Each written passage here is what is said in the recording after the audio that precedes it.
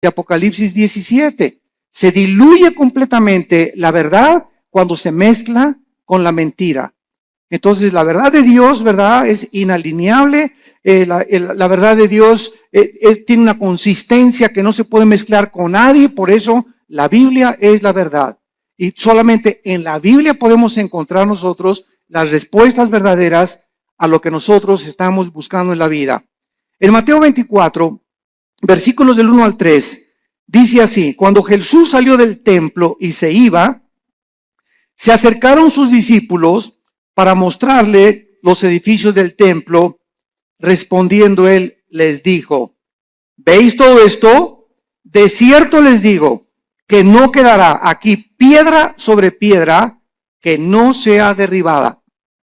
Y estando él sentado en el monte de los olivos, los discípulos se le acercaron aparte diciendo: dinos, ¿cuándo serán estas cosas?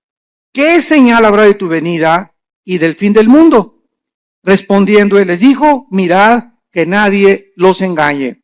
Veamos ahora en Lucas, capítulo 21, versículos del 5 al 7, la otra perspectiva de Lucas, de cómo oyó lo que Jesús dijo.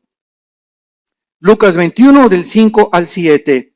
Y a unos que hablaban de que el templo estaba adornado de hermosas piedras y ofrendas votivas, dijo: en cuanto a estas cosas que veis, días vendrán en que no quedará piedra sobre piedra, que no sea destruida.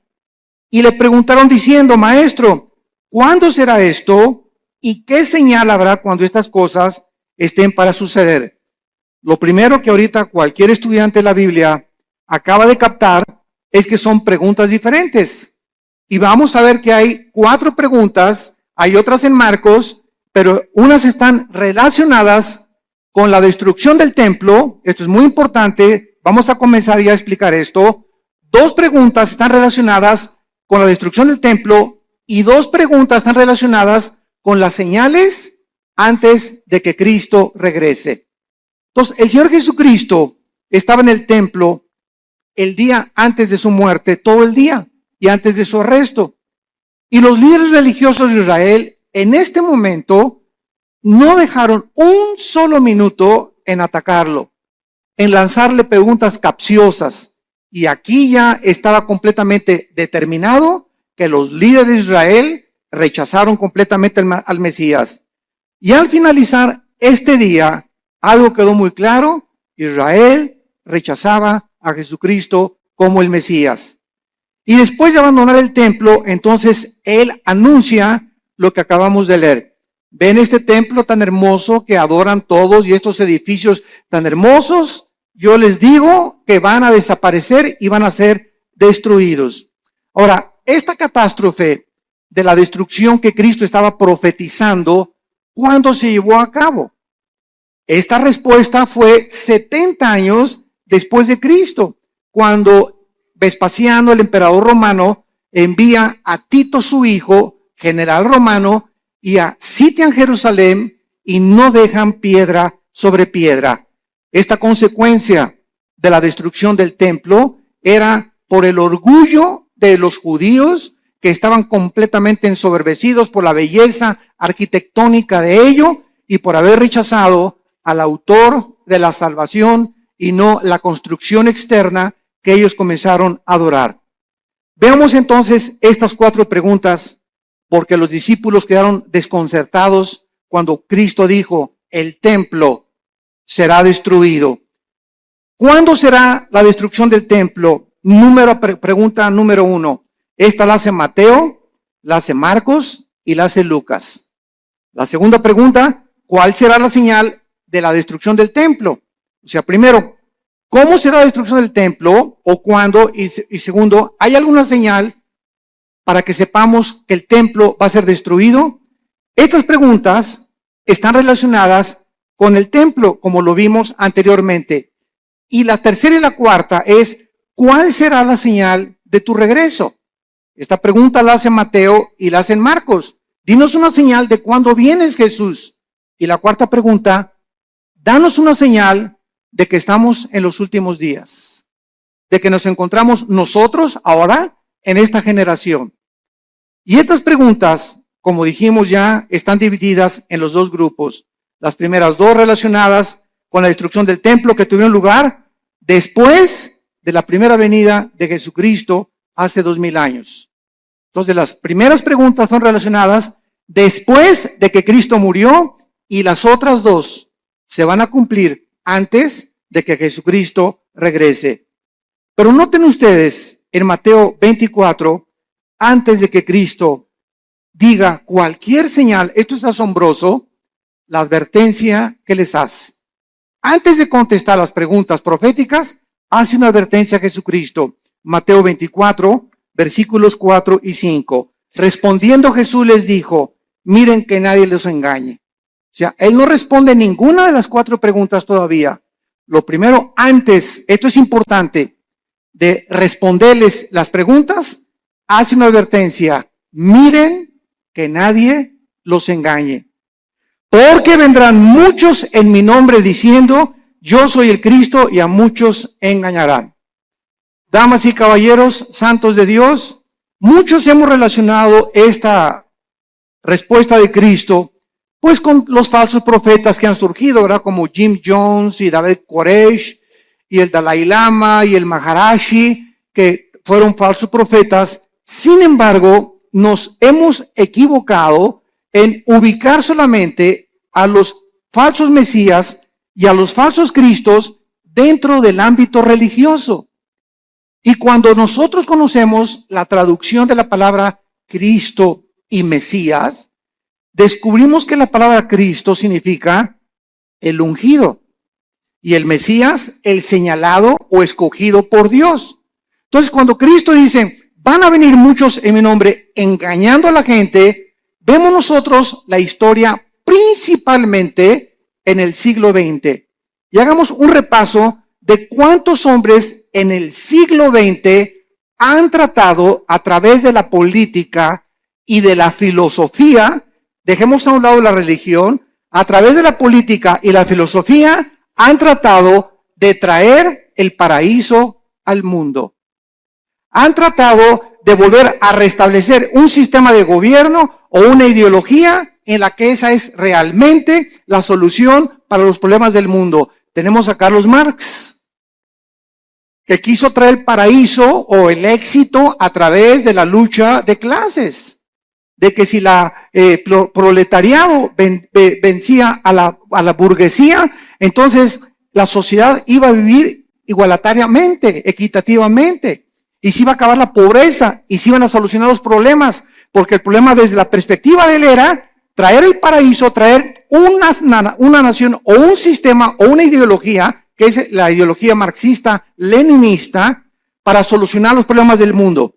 Y hasta ahorita todavía, a pesar de que la historia nos muestra que ha fracasado, ¿verdad? Se sigue buscando porque el anhelo del hombre es recobrar el Edén. Lo que perdimos en el Edén está vivo dentro del corazón humano. Todos estamos buscando una mejor sociedad, más justicia, paz en el mundo, y tenemos 6000 años de historia y no hemos visto ningún líder, ningún filósofo, ningún ideólogo, ningún político que haya podido decir, esta es la solución, este es el sistema perfecto, el gobierno perfecto, la filosofía perfecta. Todos han sido intentos de qué cosa? De tratar de un Mesías que es la persona, yo soy el que voy a traer realmente la solución, y así encontramos después de Marx, ¿verdad? Estamos Marx a Lenin, tenemos a Hitler, lo mismo, ¿verdad? No vamos a crear una superraza aria y vamos nosotros a conquistar Europa, y todos tienen esta idea de abarcar territorio, conquistar los conquistadores, Alejandro el Magno, Aníbal, Carlomagno, Napoleón Bonaparte. Es la historia de hombres que han tratado de abarcar territorio y llegar a un punto donde gobiernan al mundo, o que ninguno lo ha podido lograr, para que de esta manera, ellos equivocadamente piensan que nos dan a la humanidad el paraíso que estamos buscando. Y así tenemos, ¿verdad? A Hitler, a Adolfo Hitler, a Nietzsche, el filósofo del ateísmo que le dijo, cuyas ideas influyeron en el nazismo, en el fascismo y en el comunismo. ¿Quién era Friedrich Nietzsche? Un alemán que murió en el siglo XIX, siglo XX, y él dijo que había un superhombre que se podía crear y que él estaba influenciado por ciertas filosofías del Medio Oriente para crear a una super raza donde este superhombre no podía ser humilde, no podía ser manso, no podía ser misericordioso, porque estos eran debilidades, así dijo Nietzsche, del carácter humano. El nuevo hombre tenía que ser fuerte, no debería de llorar, debería ser macho camacho. Y estas ideas son las que Hitler adoptó. Y cuando Hitler leyó a Nietzsche, él quiso crear una super raza. Y dijo, nos impiden los judíos, los homosexuales y los negros. Y comenzó Hitler a matar a los homosexuales, a los negros y a los judíos. Solamente fueron más de 6 millones de judíos muertos en los hornos de Auschwitz y de toda Alemania. ¿Por qué? Porque quería Hitler traer, ¿qué cosa? El paraíso. Quería traer el Partido Nacional Socialista o el nazismo como respuesta a poder el mundo ser mejor. Y así tenemos también a Muammar Gaddafi, el ex líder y dictador de Libia, que derribó un avión con 250 pasajeros saliendo de Inglaterra y que tenía un ejército de 20 o 25 guardaespaldas mujeres. Y cuando estaba solo con ellas, las golpeaba, las violaba, las drogaba a todas. Gaddafi se cambiaba 3 veces de ropa al día. En la mañana se vestía de capitán de barco, al mediodía se vestía de árabe y en la noche se vestía de africano. Era un hombre con múltiples personalidades. Era un hombre, ¿verdad?, cruel, sanguinario. Mató a su pueblo, persiguió a su pueblo y murió igual que Hussein, ¿verdad? Como un animal metido en un tubo, lo sacaron y lo violaron. Cuando lo sacaron del tubo y en la ambulancia le dieron un balazo en la cabeza. Que quería Gaddafi convertir a Libia. Ya no sabía él si era árabe o era africano. Y cuando los árabes lo dejaron por lo loco que estaba, dijo que me voy a hacer africano. Y después quería ser occidental. Y así vemos todos estos dictadores. José Stalin, el dictador de Rusia durante la Segunda Guerra Mundial. Después de la Segunda Guerra Mundial manda a matar a más de 15 millones de personas, incluyendo a su familia, a sus hermanas, a sus papás, a sus primos, porque tenía tal paranoia José Stalin que no podía confiar ni de su mamá. Entonces vemos todos estos hombres en su perfil psicológico trayendo el paraíso al mundo, colocándose como Mesías y síganme a mí y yo soy el papucho de los papuchos. Y así tenemos, ¿verdad?, al Maharishi, también los filósofos orientales, el Maharishi que cuando los Beatles, el famoso grupo inglés, en los 60s, a principios de los 70s, viajaron a la India. John Lennon viajó a la India y allá conocieron al Maharishi, las filosofías orientales. Y cuando John Lennon regresó de la India, trajo la marihuana a Inglaterra. Y entonces comenzó a publicar así como si fuera un chiste. Fumamos marihuana. Y en la época de los 60s y los 70s, el 80% se calcula de los jóvenes en el mundo, en Europa y en América, le entraron a la Verde y a la Golden de Acapulco. A la marihuana. Era un mundo, ¿verdad?, donde la marihuana era lo más normal en esa época de los 60s o de los 70s. Entonces, ¿por qué? Porque el Maharishi dijo, al llegar a Los Ángeles, Dios está llegando a Los Ángeles. Y él fue el que le dijo a John Lennon, porque John Lennon, una semana antes de que lo asesinaran en su edificio en Nueva York, John Lennon dijo a los periodistas, una semana antes, yo soy más famoso y más grande Mesías que Jesucristo. Y a la semana lo asesina un loco, ¿verdad?, que venía de Hawái, que dijo que oyó unas voces que no entendía por qué, él nunca había matado a nadie, que le decían las voces, mata a John Lennon. Y fue y lo mató. Vemos nosotros la obra de Satanás, ¿verdad? Y cómo Dios se hizo un lado ante un hombre que lo estaba retando y estaba diciendo que era mayor que su hijo Jesucristo. Y así tenemos a Jim Jones, que se llevó a 900 personas a la Guyana, 1978, junto a Venezuela en la Guyana. 995 personas les da a beber veneno con Kool-Aid, porque les decía que iba a venir la Tercera Guerra Mundial. y que era mucho mejor morirse que poder que seguir viviendo, y todos se bebieron el veneno. Llegaron y encontraron a todos boca abajo, ¿verdad? 995 personas que este hombre las engañó y les dijo que él era Dios, que él era un Mesías. Cuando llegaron a la Guyana les dijo a los esposos, sus esposas son mías. ¿Quién, te preguntas, en sus 5 sentidos puede entregarle su esposa a un loco? O para que se le entregues tienes que estar igual de loco o más loco que la persona que te la pide. Entonces vemos que esto es posible en la naturaleza humana, que se llega a un grado donde se pierde completamente la coherencia, la racionalidad, la inteligencia, la lógica, y así encontramos cantidad de líderes que tienen un harén de 4 o 5 muchachas, y las muchachas están convencidas que él es el Mesías, como Charles Manson, el que mató a Sharon Tate, la esposa de Roman Polanski, en Los Ángeles, California, que comenzó Charles Manson a tener un ejército de muchachitas, se dormía con todas, y un día se levantó, dijo, tenemos que matar a una persona. Fueron a la casa de esta famosísima artista de cine, Sharon Tate, la acuchillaron, estaba ahí embarazada, y pusieron puercos con sangre en las paredes. Claro que está ahorita en la cárcel, ¿verdad? Se tatuó aquí la suástica de Hitler, la tiene tatuada Charles Manson, y verdad, pues está completamente loco. Lo mismo, él quería establecer el paraíso con ese grupo de personas. Jim Jones quería establecer el paraíso allá en la Guyana, y todos estos hombres han tratado de decir, nosotros tenemos la solución. Y solo hay un hombre que dijo, yo soy el camino, la verdad y la vida. Un solo hombre ha atrevido a decirse, yo soy el camino, y lo ha demostrado con su vida, con su muerte y con su resurrección. Miren que nadie los engañe, porque vendrán cantidad de personajes políticos en el ambiente artístico, en el ambiente filosófico, en el ambiente religioso, ideológico, que van a traer disque soluciones y nuevas ideas para convencerlos que debemos de seguirlos a ellos. Y a muchos engañarán. Y así podemos seguir con esta lista interminable de personas que Cristo, antes de contestar, nos advierte. Cuidado cuando alguien diga, yo traigo la solución al mundo. O este sistema de gobierno es el adecuado. O esta forma es la adecuada. O el Maharashi, o el Dalai Lama, o el Jim Jones, o el Nietzsche, o filósofos, o Platón, o Sócrates. Cuidado con filosofías, dice Colosenses 2:8, que tienen su origen en los seres humanos.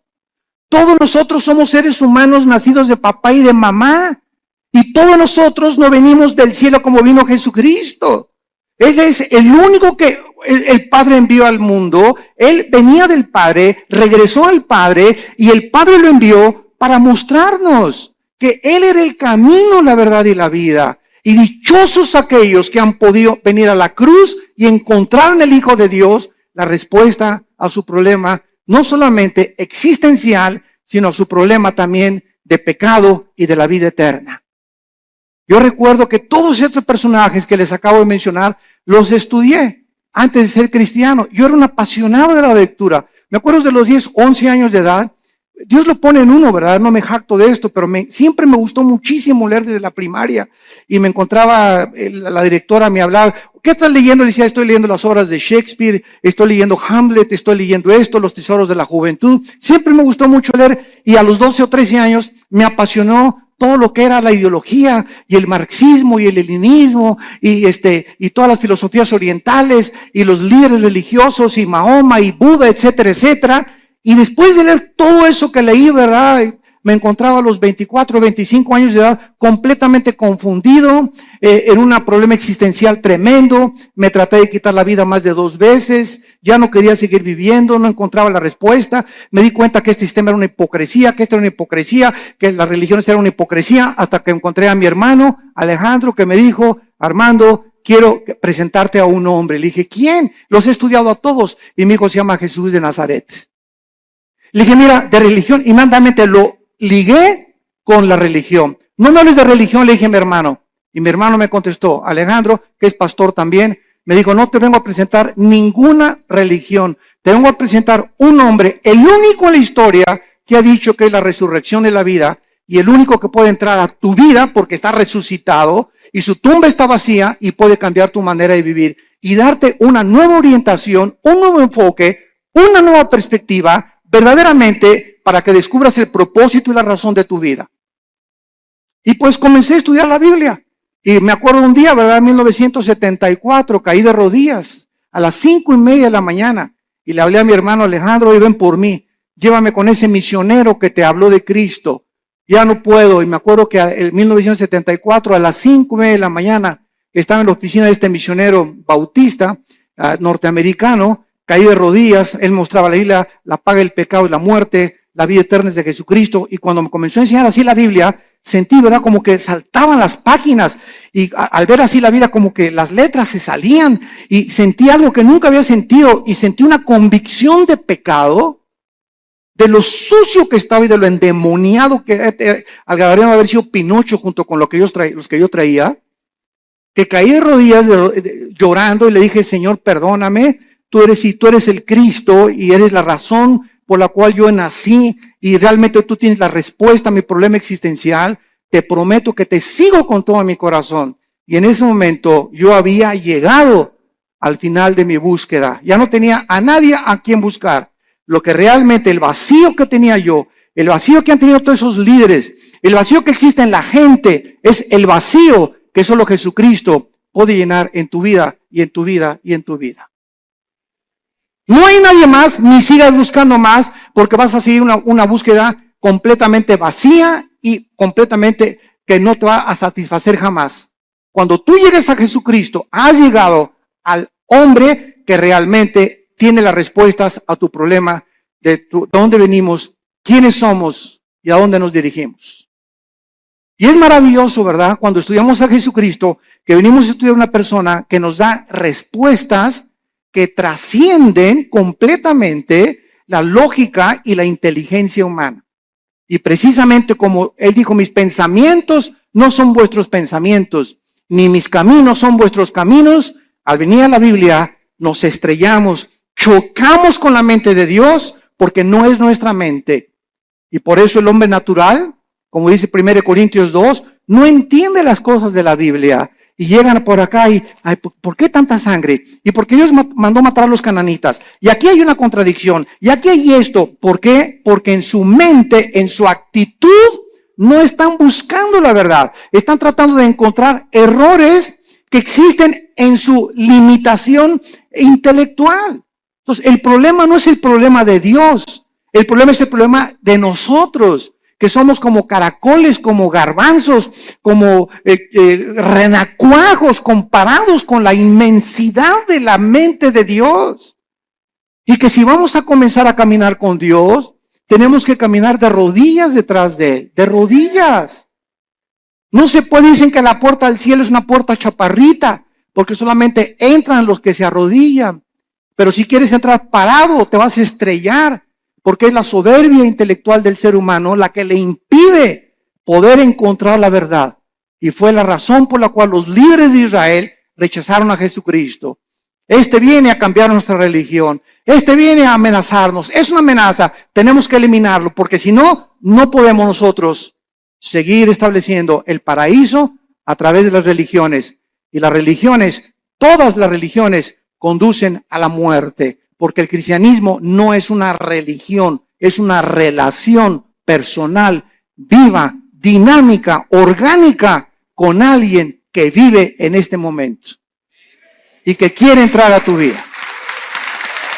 Muy bien.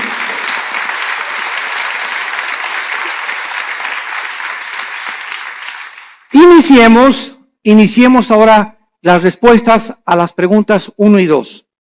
Que recordamos están relacionadas con la destrucción del templo. El Señor Jesús no contestó estas primeras dos preguntas en Mateo 24, pero lo hizo claramente en Lucas 21 y en Marcos 13, en cuanto a cuándo sería la destrucción del templo.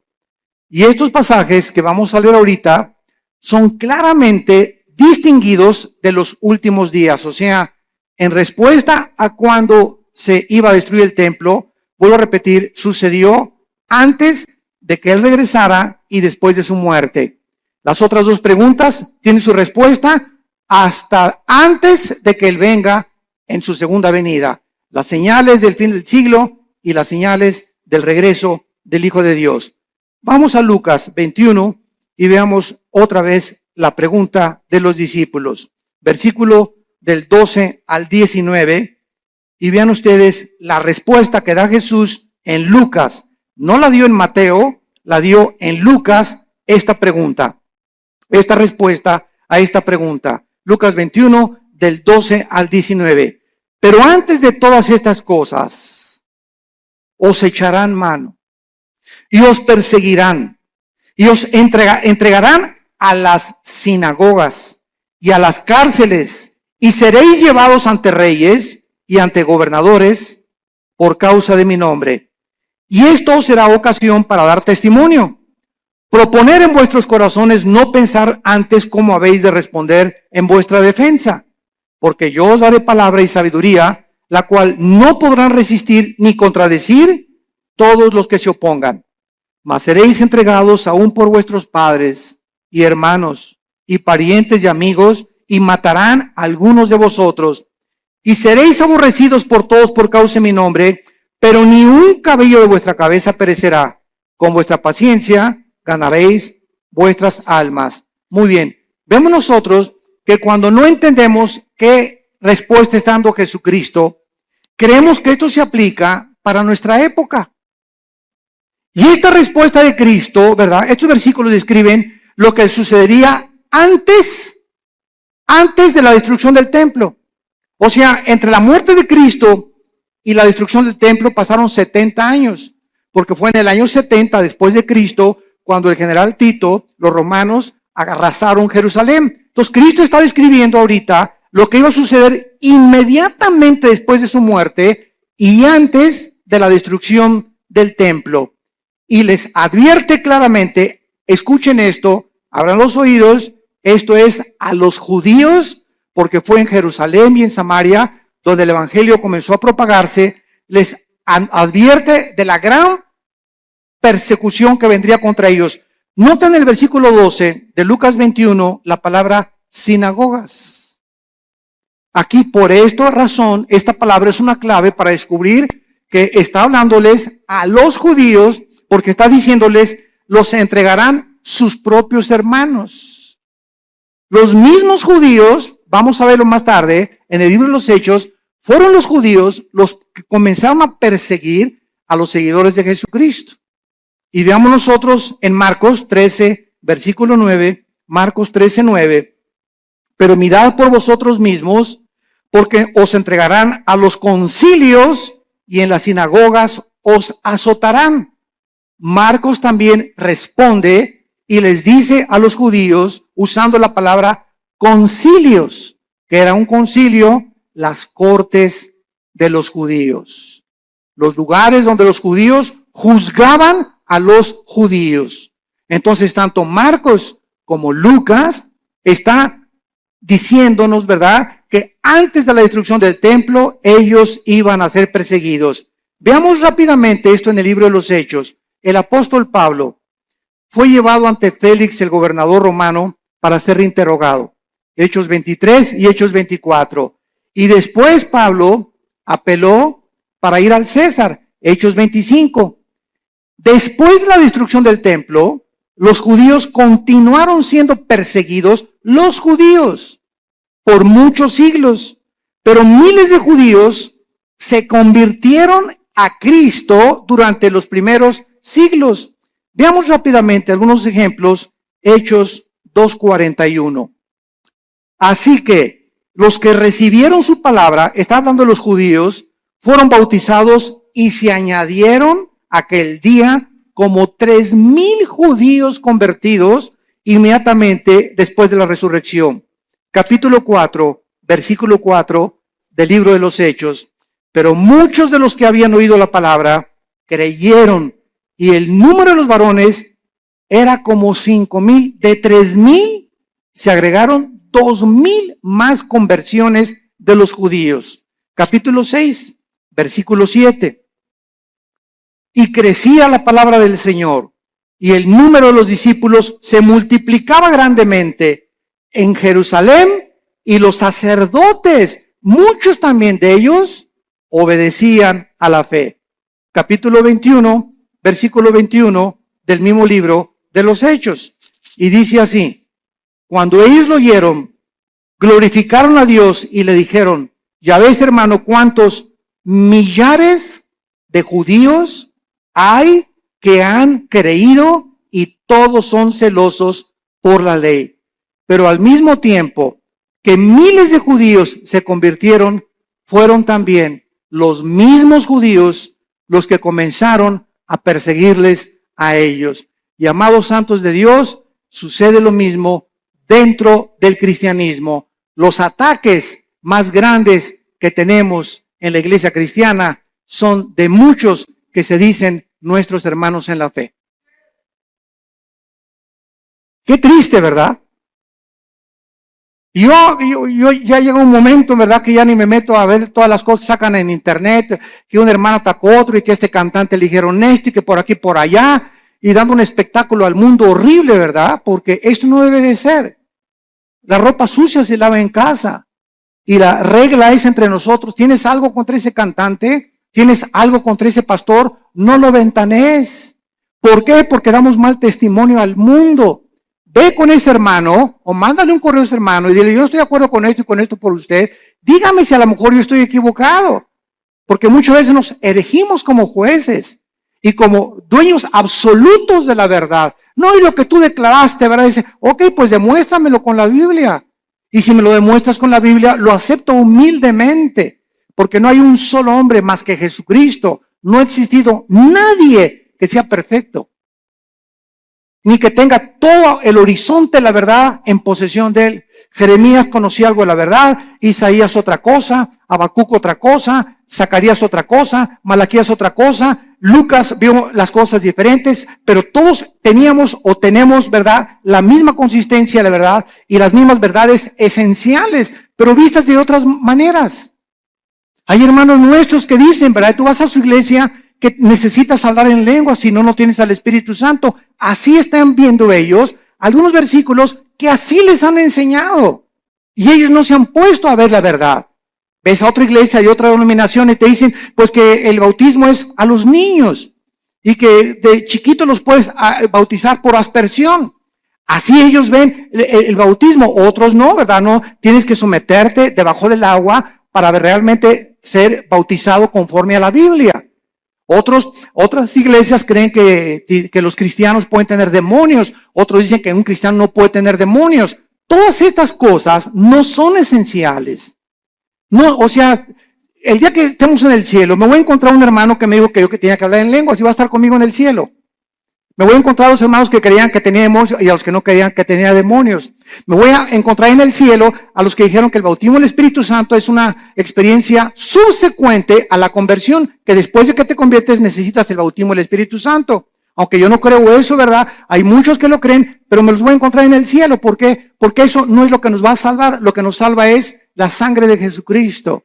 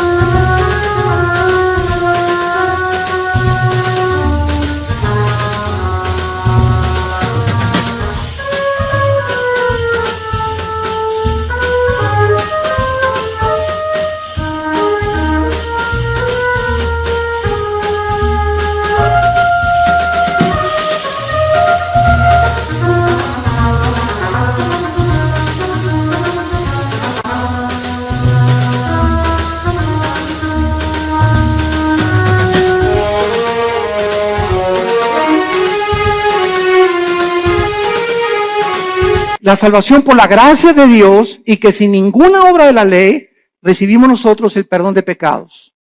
Mientras tú creas estas verdades esenciales, Estas demás cosas en las que estamos peleando, ¿verdad? No son esenciales. Y es importante que todos tengamos otra perspectiva, porque así la tenían los discípulos. Pedro y Juan le dijeron a Cristo que caiga fuego del cielo y vamos a matar a estos infelices, ¿verdad? Los hijos del trueno, los hijos del Zebedeo les llamaron. Los otros discípulos no eran así. Pedro era arrebatado y Pedro era esto. Juan era todo lo contrario, todo calmado, todo tranquilo, retratado siempre en el pecho de Jesucristo, etcétera, etcétera.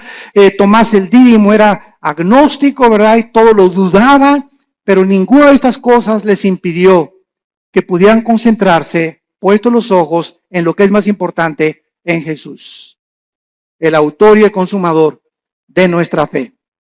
Muy bien. Y vemos ahora la otra pregunta en esta misma cuestionamiento que le hacen a Cristo. Ahora, ¿cuál será la señal de la destrucción del templo? Ya contestamos, ¿cuándo será? Cristo está diciendo, antes de que el templo se destruya, pasará esto y esto y esto y esto. Los van a perseguir, los van a echar de las sinagogas, los van a juzgar sus propios hermanos. Y ahora les voy a decir, ¿cuándo será esta señal? La historia nos confirma, esto es asombroso. La historia nos confirma que la Biblia es la palabra inspirada por Dios. Las profecías lo confirman, la genética lo confirma, la geografía lo confirma, la arqueología lo confirma, la antropología, la física, la química, la literatura y cualquier rama o cualquier disciplina que tú puedas estudiar confirma la veracidad y autenticidad de la inspiración del libro que tenemos estudiando en esta mañana. El levantamiento de los judíos contra los romanos ocurrió en el año 66 después de Cristo. Apúntalo. Ahí comenzó cuando los judíos comenzaron a tratar otra vez de liberarse del yugo de Roma. Con la dramática derrota final en la famosa montaña del Masada. No sé cuántos de ustedes han ido a Jerusalén. Los que nos han acompañado en los viajes a Jerusalén, nunca dejamos a un lado Masada. Masada es una como montaña inmensa y nos suben por funicular. Nos suben por funicular y hasta allá arriba de Masada están los baños donde se bañaba Herodes, que tenía vapores y todo. Es como un cráter hasta arriba de la montaña. Y ahí los últimos judíos que fueron alcanzados por los romanos como no podían subir y hacer la guerra, los sitiaron. Creo que fueron 4 o 6 meses, según el escritor romano Flavio Josefo y Plinio, que fueron escritores del primer siglo de la época cristiana. Y entonces los romanos los sitiaron y los dejaron morirse de hambre. O sea, pues ya se les acabó la comida, ¿verdad? Y se esperaron hasta que ya no tuvieran nada. Entonces los judíos, para que los romanos no subieran y violaran a sus esposas y mataran a sus hijos, se suicidaron. Se cortaron todos, ¿verdad?, con la espada y encontraron a más de 900 judíos ahí muertos. Fueron los últimos judíos que resistieron al imperio romano. El emperador Nerón se suicida en el año 68 después de Cristo y Vespasiano, que era su principal general, ocupa el imperio de Roma. Vespasiano manda a Tito a que rodee Jerusalén y que acaben completamente con todos.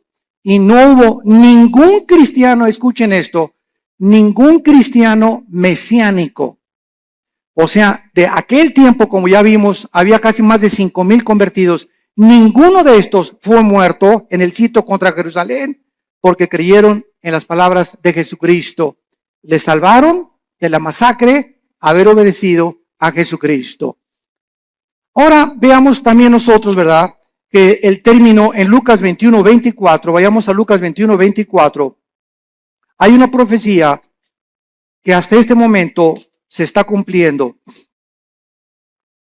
Y el escritor romano Flavio Josefo, como citamos anteriormente, escribió que casi 100,000 judíos fueron tomados como esclavos y vendidos en varios lugares dentro del imperio romano. Son los que cuando sitió Jerusalén Tito, sobrevivieron y fueron casi 100,000 judíos y entonces vino lo que se llama la diáspora, ¿verdad? Los mandaron a todas partes del mundo en los 5 continentes.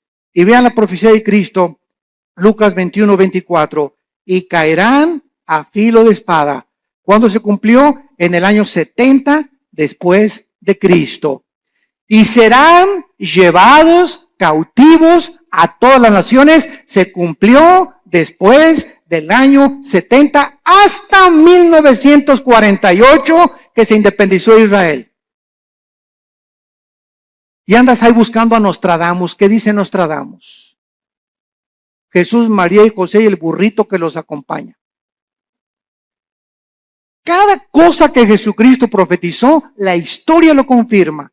Y escuchen esto, y Jerusalén, esto es asombroso, será hollada, o sea, pisoteada por los gentiles hasta que los tiempos de los gentiles se cumplan.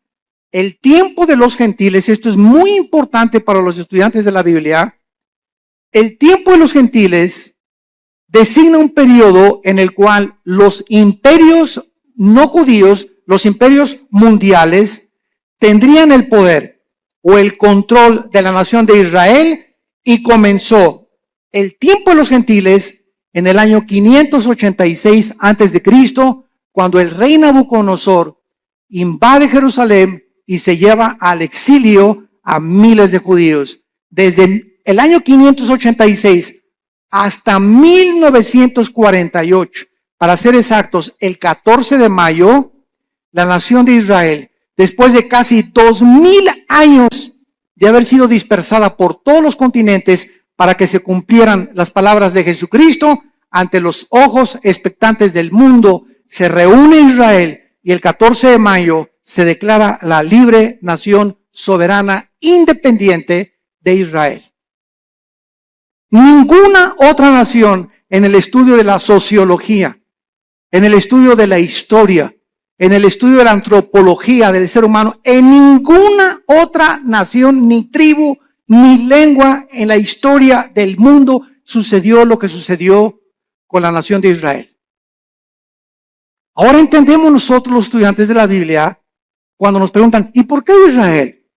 Y ahí viene la envidia. ¿Y por qué este trae este carro? ¿Y por qué este trae esta casa? ¿Y por qué? Y la envidia nos corroe, y la envidia siempre está, ¿por qué no tengo yo lo que esa persona tiene? Y sabemos la respuesta, simplemente porque Dios escogió a Israel para que los ojos del mundo se concentraran en esta nación y pudiéramos ver nosotros, esta generación que ahorita está escuchando estas palabras, que somos la generación le llaman en inglés los baby boomers, los que nacieron del 45 más o menos a nuestros años, o los del 70 o 70, 80, o naciste en los 90, etcétera. Pero tú eres testigo de que en el 48 Israel regresó conforme a profecías de hace 2500 años y las palabras de Cristo hace 2000 años. Entonces, esta es la razón por la cual Dios escogió a Israel, no porque sean más inteligentes, ni simplemente para que se concentraran las profecías de los últimos tiempos, y nosotros, los estudiantes de la Biblia, los que estamos buscando qué tiempo estamos viviendo y en qué generación nos encontramos y cómo debemos de vivir en estos tiempos, ver que Israel es el termómetro de Dios. Israel es el termómetro de Dios. Y todo lo que sucede en Israel físicamente sucede en el mundo espiritual. Y así como Israel está siendo ahorita amenazada, nunca en la historia, desde hace 2000 años, la iglesia se había visto tan amenazada como en el siglo XXI. Nueva legislación de los matrimonios gays. La nueva legislación, escuchen, están las Naciones Unidas por declarar que Jerusalén no pertenece a los judíos, la van a declarar. Hace una semana lo dictaminaron la ciudad internacional. Les van a quitar a los judíos Jerusalén. El Papa acaba de reconocer, Francisco acaba de reconocer a Mahmoud Abbas, el líder del grupo terrorista más grande en el Medio Oriente, después de ISIS, que es el ángel de la paz. Y que merecen tener un Estado palestino. Entonces, están pasando cosas en el mundo que dicen, no es posible que esto suceda. Y por si fuera poco en México, se nos escapa el Chapo Guzmán. Y todavía para rematarle, ¿verdad? Corren al pobre del Piojo Pérez. Herrera, digo. Están pasando tantas cosas, ¿verdad? Tanto en el ambiente deportivo, cuando el ambiente dices, no es posible, no es posible, no es posible, esto es posible. Y cosas así, ¿verdad? Yo recuerdo en 1960, 70, cuando declararon a Yasser Arafat el Premio Nobel de la Paz.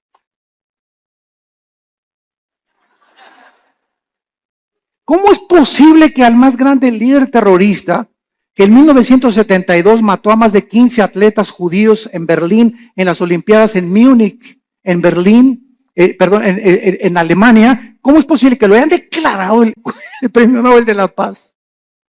¿Cómo es posible que ayer perdió la América? Es otra cosa, ¿verdad? Después nos peleamos por eso. Bueno, vemos entonces claramente que Jesucristo está hablando claramente y ahora va a contestar las preguntas 3 y 4. Vamos a Mateo otra vez y vemos nosotros en Mateo que en respuesta a estas preguntas, Cristo comienza a describir varias señales que aparecerán antes de que Él regrese. Como guerras a gran escala, pestes, hambres, terremotos, martirio de creyentes, falsos profetas, odio y poco amor entre los cristianos. Mateo 24, versículos del 4 en adelante. Respondió Cristo, mirad que nadie los engañe. Ya vimos esta advertencia detenidamente, porque vendrán muchos en mi nombre diciendo yo soy el Cristo, oirán de guerras y rumores de guerras. Aquí nos detenemos rápido. Todo esto lo vamos a examinar con muchísimo detalle. Y vamos a ver cuántas guerras ha habido. Porque guerras siempre ha habido. Muy bien, estoy de acuerdo contigo. Pero nunca hasta el siglo XX se formó la Primera Guerra Mundial. 1914-1917. No fue hasta el siglo XX. Y años después, en 1939 al 45, la Segunda Guerra involucra a las naciones del mundo. Y de la Segunda Guerra Mundial a nuestros días, que se formó la famosa Naciones Unidas para tratar de impedir bombas atómicas como las que soltaron en Hiroshima y en Nagasaki en 1945, ha habido más de 350 revoluciones y golpes de Estado. Y ahorita el mundo se encuentra al borde de una guerra nuclear. Con nuestra tecnología y nuestros estudios científicos y el ateísmo y toda la soberbia del hombre, nos encontramos al borde de nuestra propia autodestrucción. Y si no lee el periódico de ahorita, el Reforma, el de mañana, que ya comenzó la Guerra Fría, Rusia está mandando aviones bombarderos rodear Canadá y Estados Unidos. Estados Unidos mandó hace 2 semanas 235 tanques a Ucrania y a Crimea. Están mandando ahorita F-16 y F-22 también a Europa porque creen que realmente Putin va a tratar de apoderarse de Estonia, de Eslovenia, de Lituania, para poder conquistar todo el sur de Europa y comenzar a expandir su poderío. Y como Putin apoya a Irán, y detrás de ellos está la China, y son los 3 principales miembros del Consejo de Seguridad de las Naciones Unidas, el mundo se encuentra ahorita bajo estas 3 naciones. Estados Unidos es un cero a la izquierda ya completamente. Europa no puede intervenir porque el gas de Rusia, que provee el 65% a Europa, dependen del gas, dependen del petróleo del Medio Oriente, y en el Medio Oriente, Irán, Rusia y China se encuentra ahorita la amenaza contra el mundo occidental, Europa y las Américas. Hay un vacío de liderazgo en el mundo. Una vez que Estados Unidos ha caído, ya no va a haber ninguna nación que defienda a otra, queda la OTAN, la Organización de Países del Atlántico del Norte, para defender a algunas naciones. Las que no están en la OTAN no tienen con qué defenderse, y está el mundo ahorita hirviendo ante la naturaleza humana, contestando la pregunta en Santiago 4, 1 y 2. ¿De dónde vienen las guerras? Dice Santiago 4, versículo 1 y 2, de las pasiones dentro de nosotros que combaten. ¿De dónde viene tu envidia por tu vecino? ¿De dónde viene tu envidia por los ricos? ¿De dónde viene la envidia o el desprecio de los ricos hacia los pobres? ¿De dónde viene el racismo? ¿De dónde vienen todas esas pasiones de entre nosotros que son la soberbia, la ambición? Todas esas cosas que son negativas al alma y que te enferman en la mente, porque estás viendo distorsionadamente la perspectiva humana. ¿De dónde viene? La Biblia nos da la respuesta: del pecado. De esa fuerza maléfica que está dentro de nosotros y que tiene que ser dominada únicamente por el Espíritu Santo. Y mientras tanto puedes ir a Alcohólicos Anónimos, Neuróticos Anónimos, Marihuanos Anónimos, al psicólogo, al psiquiatra, puedes hacer todas las panaceas que estés buscando para poder encontrar que le quiten la locura a mi hijo, que cambie la marihuana a mi hija, que mi hija no sea prostituta. Podemos ir buscar miles de cosas. No hay nada en el mundo más que la sangre de Cristo que cambie el corazón humano. Todo lo demás son panaceas y esfuerzos inútiles de poder transformar al ser humano en un ser altruista, amable, considerado, perdonador, sin envidia, sin ambiciones, sin avaricia.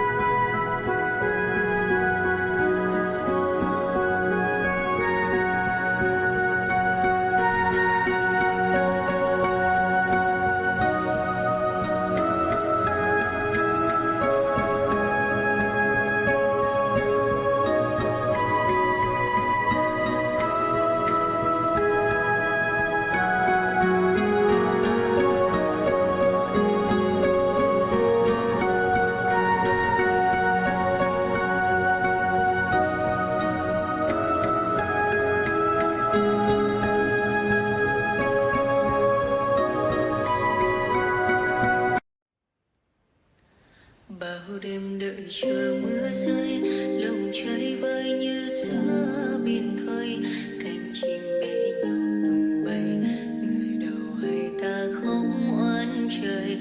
Bao năm tình yêu chưa phai, giờ chia hai đôi lứa lạc nhau, lối gió số phận đã không an bài.